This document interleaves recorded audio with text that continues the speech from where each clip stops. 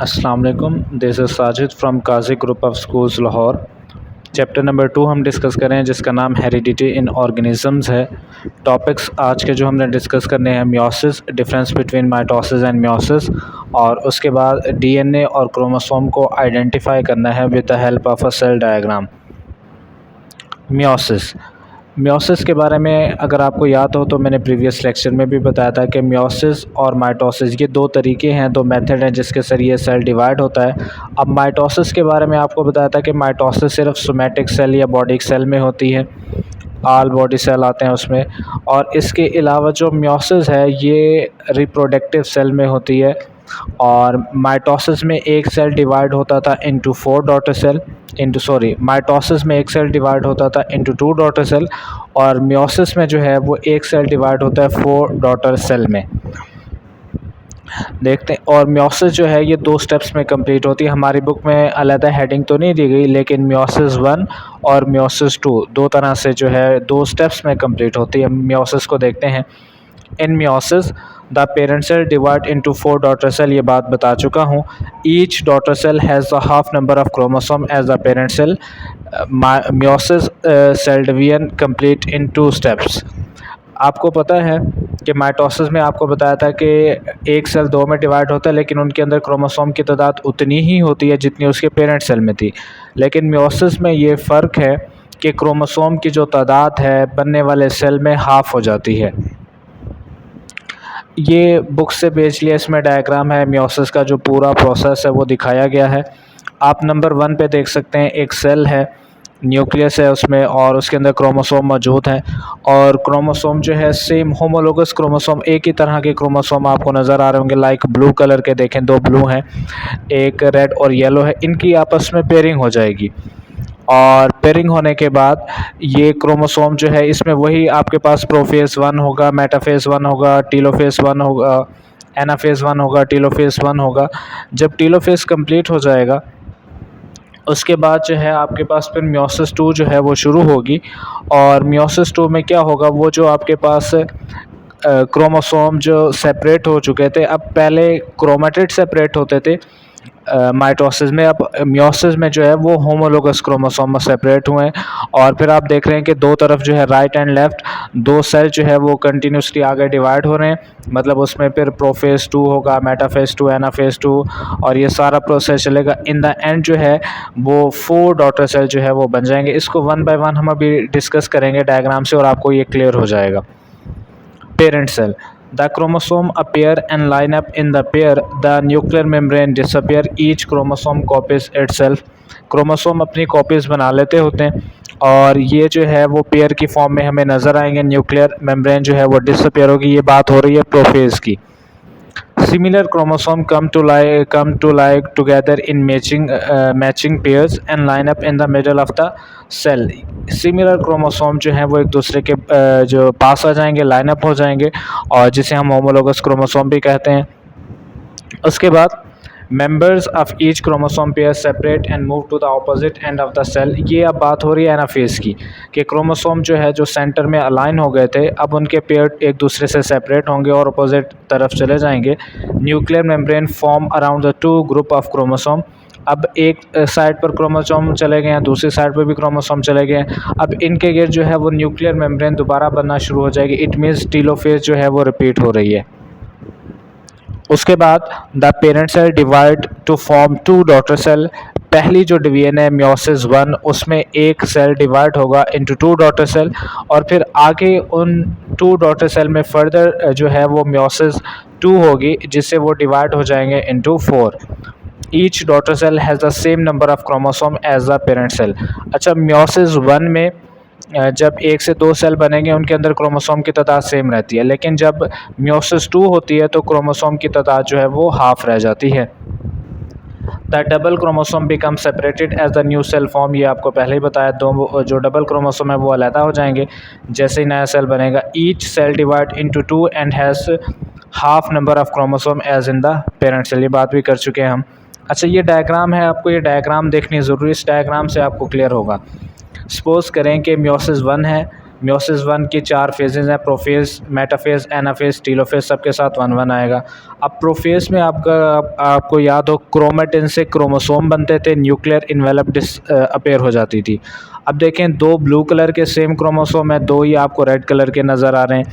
अब ये homologous chromosome जो है वो एक दूसरे के साथ जो है वो लाइन अप होंगे, जो कि मेटाफेज़ है। और उसके बाद आप देखेंगे एनाफेज़ में हाफ़ क्रोमोसोम राइट तरफ चले गए, हाफ़ लेफ़्ट तरफ। टेलोफेज़ में देखेंगे कि क्रोमोसोम 2-2 क्रोमोसोम जो हैं उनके पास क्या है, आपके पास न्यूक्लियर इन्वेलप जो है वो दोबारा स्टार्ट हो गई है। अब ज़रा आप नज़र दौड़ाएं, पहला जो सर्कल है उसके अंदर क्रोमोसोम देखें कितने थे, उसमें भी आपके पास 4 क्रोमोसोम है और नीचे भी आपको इसी तरह से नज़र आएंगे। और फिर ये डिवाइड हो जाएंगे, 2-2 जो है वो एक के पास चले गए। अब उससे आगे क्या होगा, इससे जो है क्रोमोसोम जो है मियोसिस 2 स्टार्ट हो गए। मियोसिस 2 में ये जो 2 सेल बने, इनके अंदर जो है वो एक मैकेनिज़्म होगा जो सिमिलर टू माइटोसिस होता है, मियोसिस 2 कहलाती है। अब ये देख लें, वही 2 सेल आगे कंटिन्यू करेंगे, उसके अंदर वही मेटाफेज़ 2, एनाफेज़ 2, टेलोफेज़ 2 होगा और एट द एंड आपके पास जो है वो 4 सेल बन जाएंगे। मतलब मेजर डिफरेंस ये है कि ये रिप्रोडक्टिव सेल में होती है, 2 स्टेप्स में कंप्लीट होगी, मियोसिस 1 और मियोसिस 2। मियोसिस 1 में क्रोमोसोम की तादाद उतनी ही रहती है और 1 से 2 सेल बन जाते हैं। जब मियोसिस 2 भी हो जाएगी तो 4 सेल बन जाएंगे, क्रोमोसोम की तादाद हाफ़ रह जाएगी। ये इसकी आप कह लें समरी है। उसके बाद इम्पोर्टेंस ऑफ मियोसिस, मियोसिस का फ़ायदा क्या है।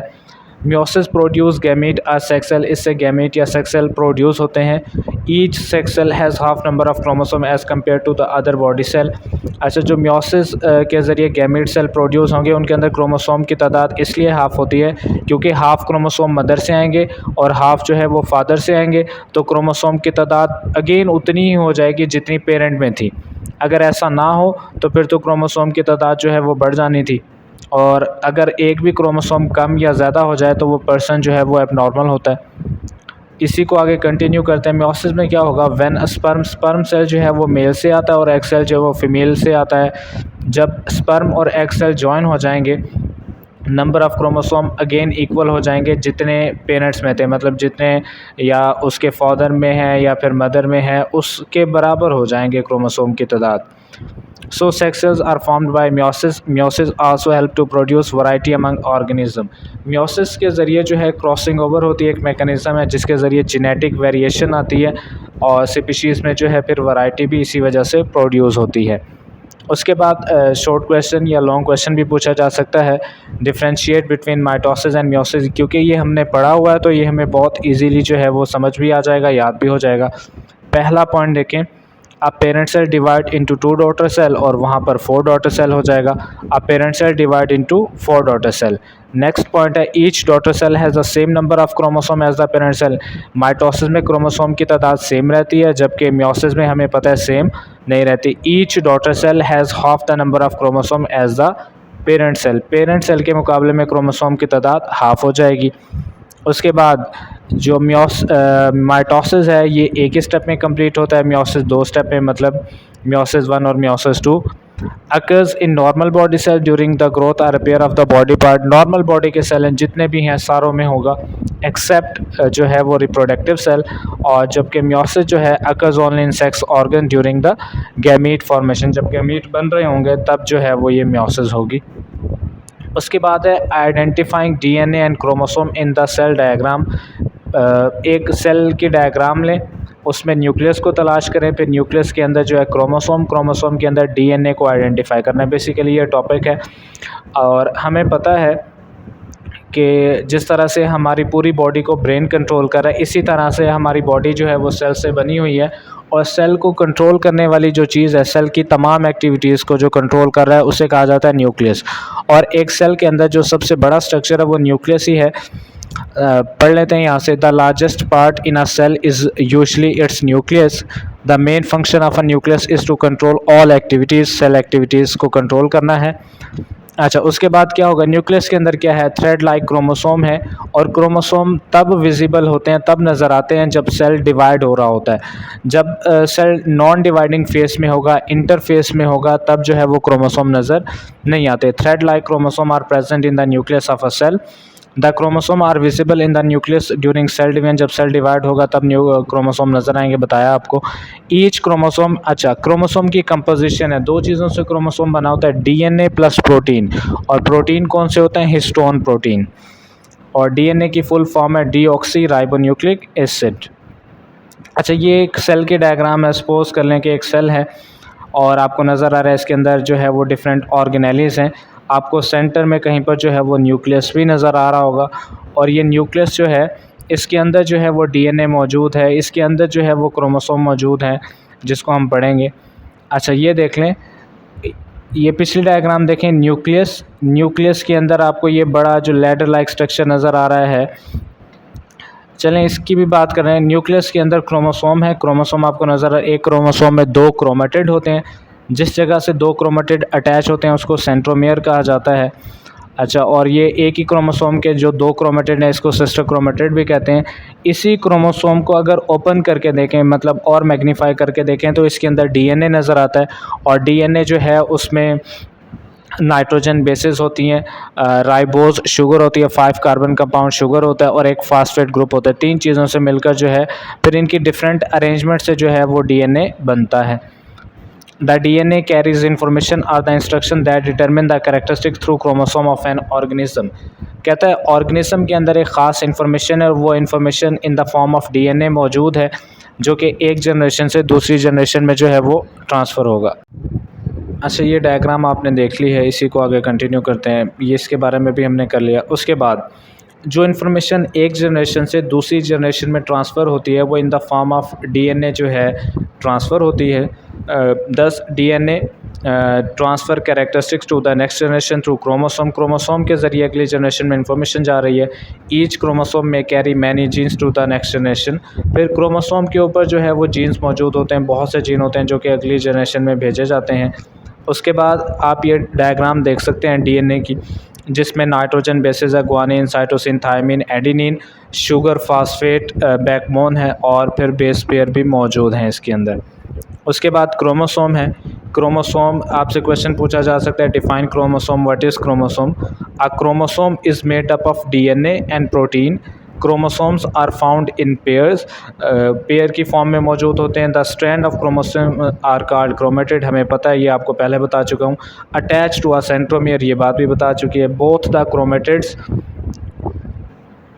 और इसी तरह से आप ये डायग्राम जो है वो देख सकते हैं।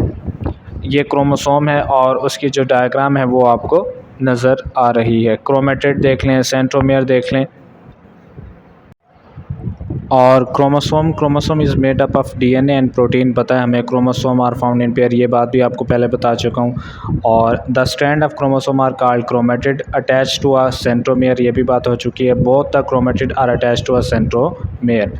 और ये डायग्राम में आप देख सकते हैं 2 क्रोमेटिड हैं, जिस जगह पे अटैच है उसको सेंट्रोमियर कहा जाता है। सिंगल क्रोमोसोम भी दिखाया और डुप्लीकेटेड क्रोमोसोम भी दिखाया। ये हमारी बुक से कुछ पेजेस हैं जो कि मैंने मार्क किए हुए हैं, आप देख सकते हैं। Thank you so much.